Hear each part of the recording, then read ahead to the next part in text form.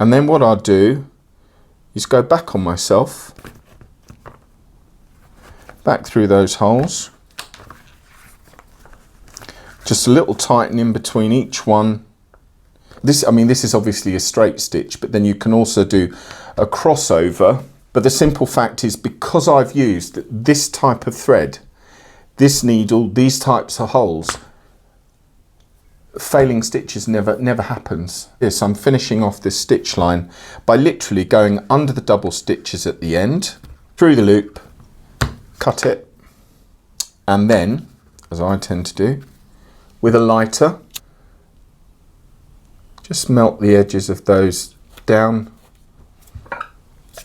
And remember, this is not dyed, you know, I'm rushing, so this is not careful, just a little bit of careful tapping, just to make sure that's nice and flush. There you go.